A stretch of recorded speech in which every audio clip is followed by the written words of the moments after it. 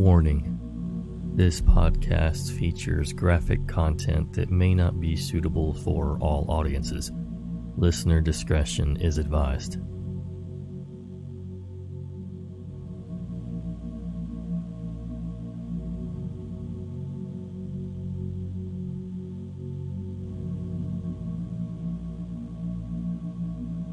Hello again, Nightmare Society, and welcome to another episode of True Horror Stories.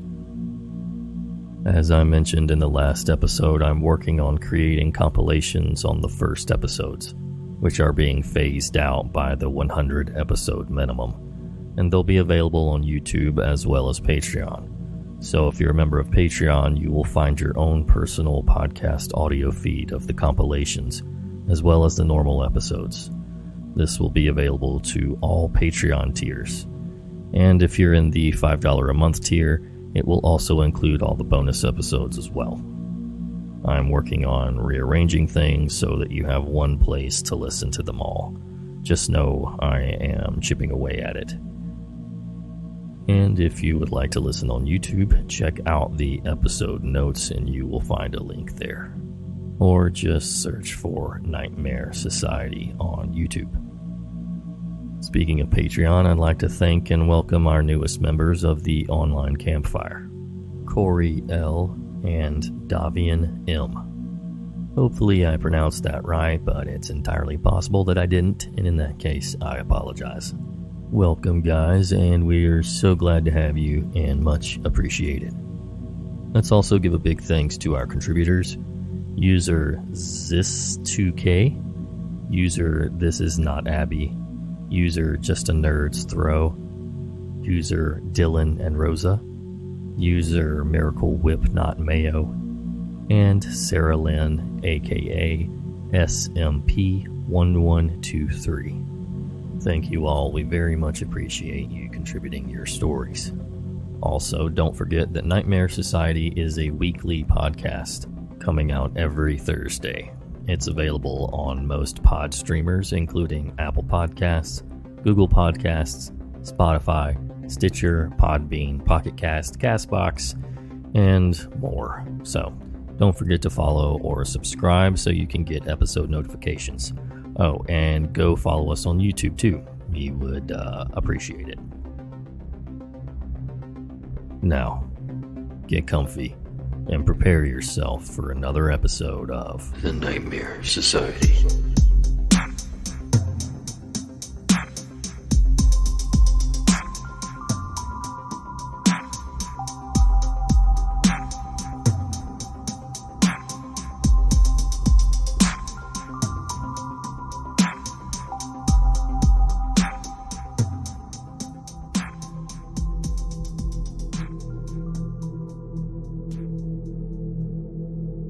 I'm a local to the South Jersey area, Pine Barrens and all. I hunt and I fish on the regular, and my house is in the woods. I'm used to the sounds and things that regularly happen around New Jersey. I've had two experiences that I could never grasp an explanation for, and that still give me chills. First one was a cold 6-day firearm season, and it was opening day. I set my stand up in a new spot a little bit further in than the previous year. I'm following my bright eyes, reflectors, to get my stand, and it's pitch black and cold. I'm talking like -4 with the wind. Not common in New Jersey, so it's already eerie as I'm walking through the pines. I get about 25 yards from my tree. I stop and light a cigarette.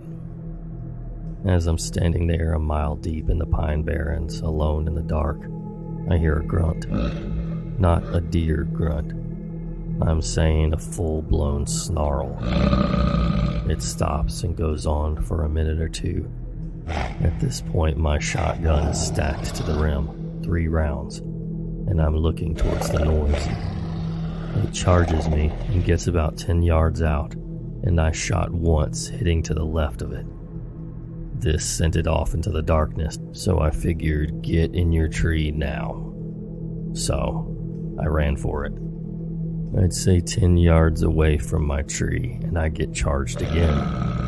this time from the back, thrusting me to the ground. I went face down in delusion. Whatever it was hit me and kept going. I stayed in my tree until 10 a.m. when it was bright out. My only description of what the thing could be would be a hog mixed with a goat. It was really freaking terrifying. By the way, we do not have wild boar. I also fish the Great Egg Harbor River regularly, especially striper fishing, which just so happens to land in the fall, which is cold. I walk a trail that used to go to an old shipbuilder manufacturer on the river. I fish the old structure. Bass love structure. However, there is still a remaining building that is standing. Not bad until you go in. So one day, and a friend of mine are going to catch the outgoing tide. We loaded the truck, drove to the trail, and hiked it about a mile. We get down and set up. Nice nor'easter off the coast, so the conditions are perfect. However, about an hour into some good fishing, the rain came. And if you live in the Northeast, you know a nor'easter, when it rains, it pours. So we packed up our stuff and headed for the building. Once inside, we set our stuff down and figured, screw it, let's chill for a little bit and explore the rooms. Bad idea in a nor'easter. Crap gets creepy. So we walk up to the second floor where there was a line of rooms on the right and a balcony on the left overlooking the building. As we approached the first door, my friend felt messed up, like he didn't want to go anymore, and immediately turned around with a big nope. I like exploring, so I kept on. I checked the first room. Nothing spectacular. Kept walking, checking the room one by one, and I get to the second to the last one, and got this weird sensation in my body. Almost like I received the worst news of my life. I broke down. I mean, I literally broke down. Once I got it together, I headed downstairs where I found that my friend had left and headed for the truck already, leaving all his fishing gear. So I grabbed up everything and ran out, but had to run back to grab my rod holder that I was using as a bum defense. As I looked up at the second story, second window from the end, I saw a child standing in the window.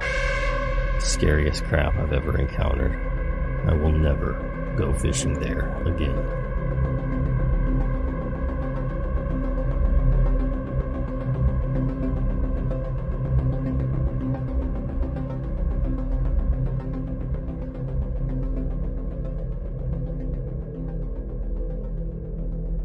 When I was 10 years old, my grandfather passed away, leaving the old family home to my mother. It was one of those old Victorian homes. It had been in the family for well over 100 years. The house came with a plot of land in the back that at one point was basically a forest of trees. Me being 10 years old with a huge imagination, I decided it to be the best place to go exploring. As I was exploring, I ran into another girl. I say hello and ask her name and if she lives around here. She said her name was Kay, and she said her house was close by to there. This made me happy to have another kid my age to play with. I asked her if she wanted to play. She agreed. From then on, for a whole year, Kay and I were best friends and played together after school and on the weekends. The only problem was Kay only wanted to play in the forest and wouldn't go anywhere else. But again, I was happy to have a friend, so I didn't question it. But then my other grandfather got sick and was given less than a year to live. Our family moved back to be with him for his final days. He actually lived for another year before we lost him. After a while, my parents and I moved back home. But when I got back, Kay never came over. Days went by, and then weeks and months, and no Kay. Eventually, I moved on and figured she moved away. It wasn't until 15 years later I realized who Kay really was. My parents decided to move into a retirement community and left the house to me and my fiance. About a week into moving in, I was going through some old family photos when I got to a picture of my mother, my grandfather, my grandmother, and another girl. But not just any girl. It was Kay. I was positive. I completely freaked out. I took the photo to my mom and asked her to explain, not mentioning that she looked like my old friend.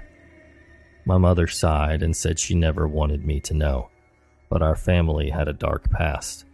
The girl in the photo was Catherine, my mother's sister, who went missing when she was 10.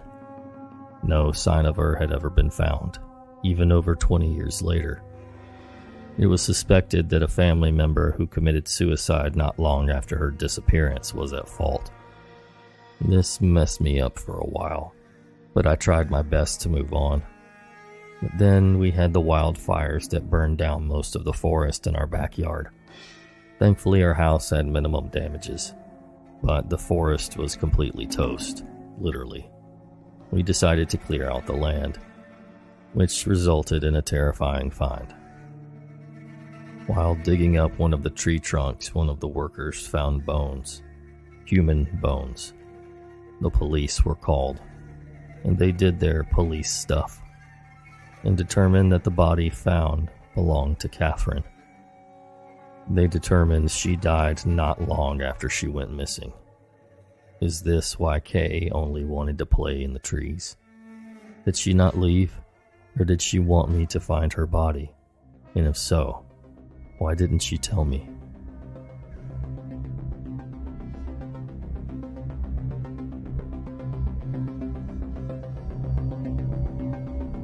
Thanks to the Clark After Dark podcast for sponsoring today's episode.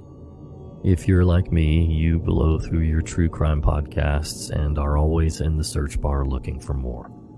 Well, I'd advise you to check out a new podcast called Clark After Dark. Husband and wife duo Teresa and Alan Clark bring you true crime tales of killer couples and their deadly deeds. Criminals, I'll have to admit, even I am not familiar with. So if you're interested in hearing some new true crime stories, make sure to head over to the Clark After Dark podcast and have a listen.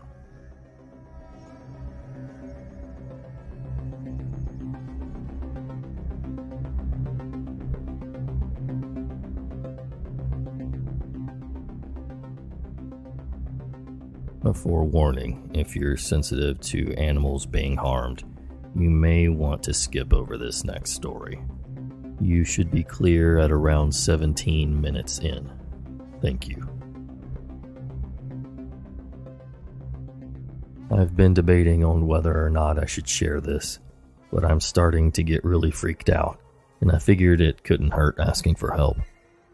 Now, I'll warn you, English is not my first language.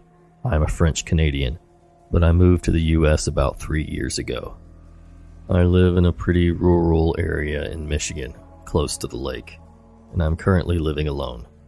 Both my parents are currently in Canada, taking care of my great uncle who was in his late 80s, and they've been gone for a month or so, and probably won't be back until late December.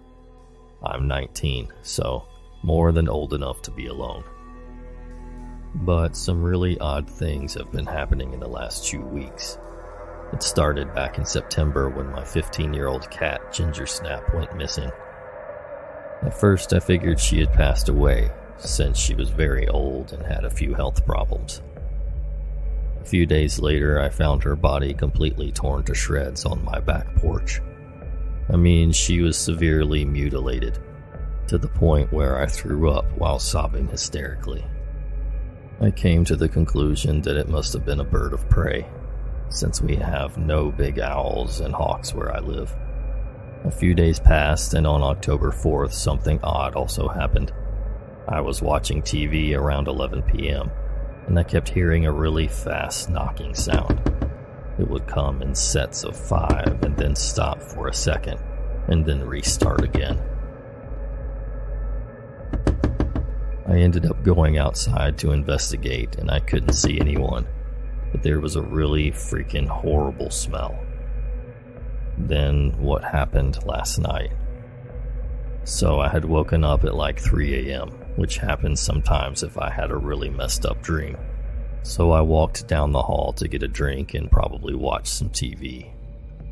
I got to the fridge, which is right next to the back porch door, and heard someone walking around. I froze up. I stayed completely still. I look over to the door and saw a huge shadow. It was kind of crouched on its hands. I don't really think it saw me, but it looked very human-like. It didn't move for like 3 whole minutes. And neither did I. Finally, it moved, and in the blink of an eye, it was just gone. I ran back to my room and called the police. When they got there, they couldn't find anything, but told me there was no way it was a person, since our back porch is suspended about 15 feet in the air, and there was no ladder. I'm completely freaked out, especially since I'm completely alone up here. I don't know much about the supernatural, and I have no idea what this could possibly be, and when it could possibly come back.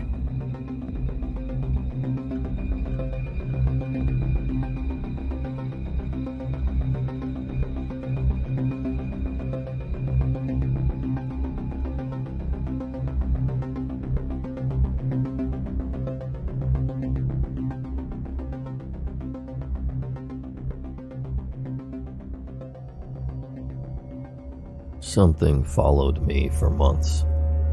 I call it Buddy. It all started in February after I watched the new Invisible Man movie with my family. That night, I had a brief episode of sleep paralysis, which ended when I heard a man's voice next to the bed say, "Hello, name?" I snapped out of the paralysis and started screaming, woke everybody up in the house, and they all came running. I was shaken up, but I just told them I had the worst episode that I'd had in a long time. For context, this wasn't the voice of the guy from the movie. It wasn't my voice, and it wasn't my mental voice either, which sounds oddly different from my spoken and recorded voice. I've heard this voice one other time, in another paralytic episode, where it threatened 2 of my close friends. The basement, where I was napping, flooded after I woke up. Starting the next afternoon, all kinds of weird things were happening. The stove would turn itself on directly in front of us. Yeah, like in the movie. My compass would drift anytime I was alone. My family told me that doors started opening and unlocking at night. Once my mates and I were taking a walk at night, and saw and heard some other strange things. Even weirder was that I knew when all of my pop quizzes were in my classes. I also knew the answers, even if I hadn't studied in one of those classes. I also knew which days Buddy would do something at home again. And sure enough, it was only on those days that my family texted me with fresh stories. Fast forward a few months. At this point, I'm practically living off the caffeine because I'm afraid that if I sleep, I'll hear that voice again, or feel him in the room with me. I'm at my wit's end, and every time I walk past the stove, I check the knobs to make sure it's still off. One night, it's not, and I decide that I've had enough. I turn the stove off and just start muttering, "I don't care for what you are, or why you're here. Get away from me. Get out of my house and get out of my life. Stay away from me and my family in the effing name of Jesus Christ. Get the F away from here and never come back." Nothing's happened since then, and it's been half a year. I don't know exactly what happened in those months, but that's my story. One of them at least.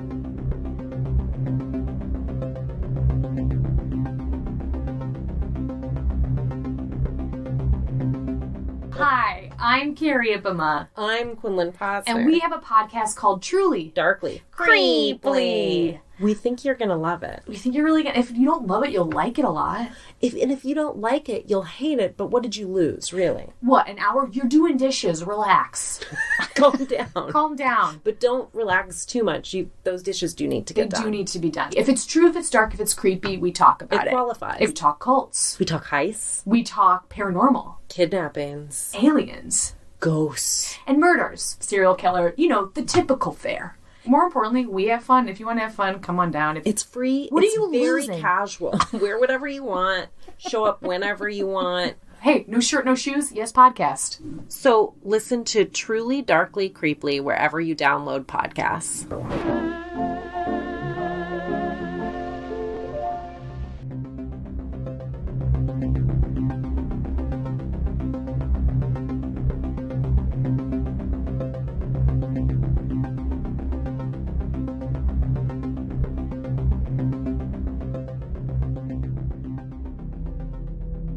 I live in Southern California, near the Mojave Desert. Beyond our backyard is an open desert, which is home to coyotes. We never had a problem with coyotes, and we have a brick wall as a fence in our backyard. Also, I am a believe it when I see it type of person. I haven't really put much thought into skinwalkers until fairly recently, thanks to these TikTok videos that only come out at night. Last night I had a weird encounter when I had to let my dog out. It was about 3:06 in the morning, and as usual, after I let her out, I go back to my room and wait for her to bark to be let back in. After about 15 or so minutes, I hear her barking heavily outside.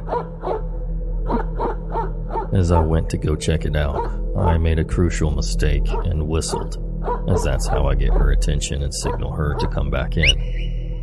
She's usually pretty obedient and listens to me, but this time she just wouldn't budge and kept on barking at the corner of our backyard. So I went and investigated what it was she was barking at, and that's when I heard an owl hoot.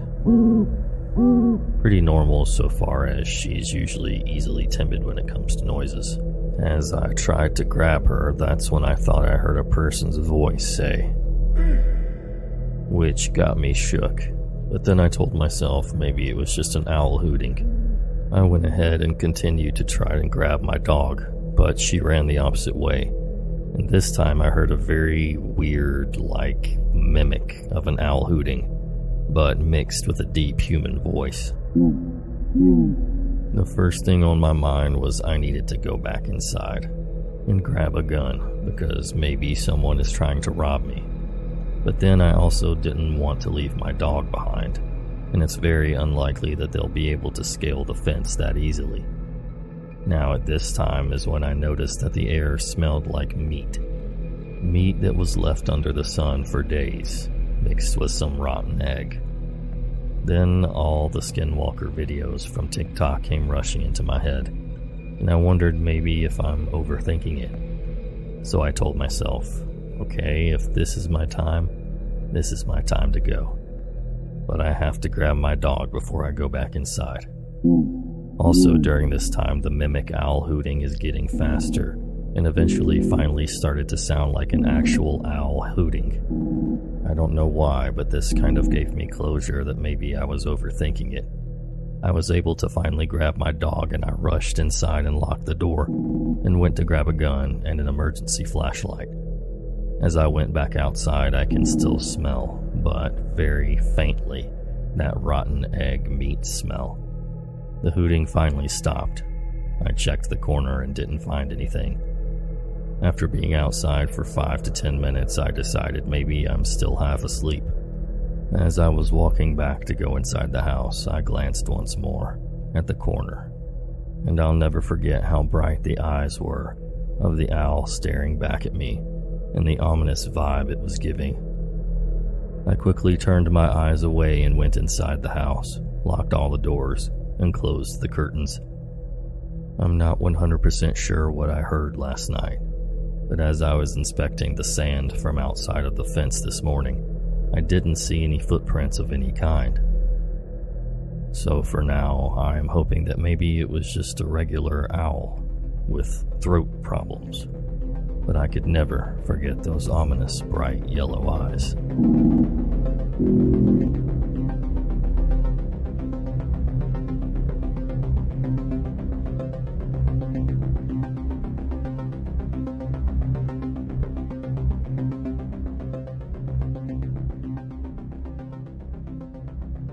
Let me just start off and say that I have always been skeptical about the paranormal, but recently my mindset has begun to change on that thought. What once was a story to give you slight chills became something that kept me up at night. I was raised in a home where nobody believed in the paranormal. We believed that once you died, you went to sleep before you're awoken by the rapture and taken to heaven, where you will be judged. But as I keep doing research, I keep finding things that tell me that the paranormal could in fact be real. Now, as I look back on my life, I could see many instances where it has affected me. My first paranormal experience, which I believe to be true, was back when I was at least 2 or 3 years old. My family and I were living in Louisville, Kentucky at the time, and I just had my first little brother. Around this time frame, Christmas had just passed, and I got some new toys, little toy horses, which I absolutely adored. I would sit in the living room and play with those dolls. The way the house was set up was as soon as you walked into the house, you would be in the living room, with the kitchen to your right and the master bedroom to the left next to the living room, and the doors to the master bedroom, which were barn doors, which could slide open or shut. After the kitchen, there was 2 other bedrooms and a bathroom. One of these days, I was sitting in the living room playing with my dolls, and for some weird reason, no parents were in sight. But I wasn't concerned about that. I was so soaked up with my toys. I was playing, and then all of a sudden I felt something watching me, or felt a presence somewhere. My instincts kicked in, and I looked towards my mother and father's bedroom, and from the barn doors came long, danky-looking fingers. It stayed there for a moment, but then slowly opened the door, and then used the other hand to open the other door. It was tall and skinny and naked. No hair whatsoever. Its skin looked like a dark red. To be completely honest, the creature looked like it could have been from the Scooby-Doo movie on Spooky Island, where the creatures will get burned up by the sun. Only it was daytime here in the middle of the afternoon, and the creature was not burning. The creature stood in a doorway looking down at me, and I'm looking up at him. The creature was tall as the doorway, which was only what I could imagine was about 2 inches away from the ceiling. For some odd reason, I was not frightened of this creature, but looking back, it scares me to think about it. We kept looking at each other in what I can only describe as curiosity. Then it changed, and his face turned into what I can now describe as a cynical smile. Back then I couldn't understand it and thought he was truly smiling at me. What happened after that is unclear to me, as I have no memory after this. He could have erased my memory or something, I'm sure. What was this creature? I couldn't even tell you for sure. And the crazy part is that I remembered everything so vividly. At first, I thought it was just a dream, and me dreaming of a creature coming out of what could have been my mom and dad's room. Years later, I was talking to my mom, and I asked her if the house setting was exactly like this, and she told me it was. It was crazy how vivid this was. I can remember this creature almost clearly. I can remember exactly where I was sitting, and I couldn't give you the exact details of how he exactly looked, but my brain can only comprehend of seeing the monster from that Scooby-Doo movie. Although, now that I come to think of it, I think the Scooby-Doo movie actually came out after I had seen the creature, and my mind just combined the two together as I got older. It still scares me to this day, and for a long time I thought it was over and I didn't even think anything about it. But many of the things keep happening, and I don't know if it's connected to the paranormal. Several years after this happened, we moved from state to state and found a way to Stockdale, Texas. At this time, I had 5 younger siblings. One of my siblings and I were like water and oil. We did not mix well together. so we would get on each other's nerves all the time. One morning after waking up, I saw what I thought was my brother at the end of my bed staring at me, but he seemed different. He seemed paler, and his eyes were slightly red. I thought maybe he was just a little off that day, or maybe I wasn't seeing correctly. I tried to go back to sleep, but he kept poking at my feet and messing with me. I kept telling him to stop, but he just kept on doing it and smiling at me. Finally, I got angry with him and I tried to jump and tackle him, but I went through him and landed on the second bed to the side of my bed. He was nowhere to be seen. Shook, I ran outside to see my family was outside taking care of the farm that we were living on. I asked my little brother why he was messing with me earlier and how he got out there so quickly. He said that he had not been inside the house for a while. I said, I just saw you in there, and my mom came over and said, he's been out here with me for the past hour and a half. You were inside all by yourself. That really shook me.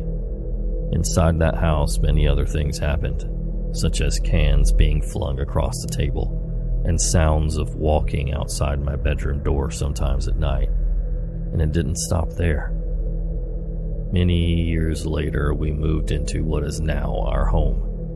The first month we were there, we were already set up in the kitchen and I was doing dishes while everybody was outside. I was putting up dishes when a cup fell off the table. I thought maybe I had bumped it, so I turned around and picked it up. And all of a sudden something hard hit me in the back of the head. I turned around to try and see what it was, and to my shock, it was a rock that was on the windowsill. The windowsill's design was that it's flat. There's no way for it to come and hit me in the back of the head as hard as it did, without someone picking it up and throwing it at me. I was extremely scared, so I ran out of the house to be with my family. After that, it stopped for a while. But recently another thing happened, and I think it's back. The other day I was doing dishes again and putting up dishes. I turn around and all of a sudden a bowl, which was set out on a flat surface, again was thrown at me. I don't know what's going on and why it's doing this, but now at night I lay down to go to sleep in my new house that I just bought, which is a fifth-wheel camper that I bought from a lady in Austin, which had some sketchy stuff in it when I bought it. At night I would lay down and I feel like something's watching me. I don't know if that's paranoia or me, but it's scary now to sleep. I feel like eyes start drilling into my soul as I try to sleep. I don't know why I have something following me and doing this stuff to me. And I know people will say it's just your imagination, grow up already. But it's getting really weird now after getting this house. I feel like sometimes there's something in here with me. The other night I thought I heard footsteps walking in the lower half of my camper. It scares me to think that this place could be haunted. I don't know if it's paranoia or the paranormal, but whatever it is, I don't want it around here anymore, and I don't want it to show itself again.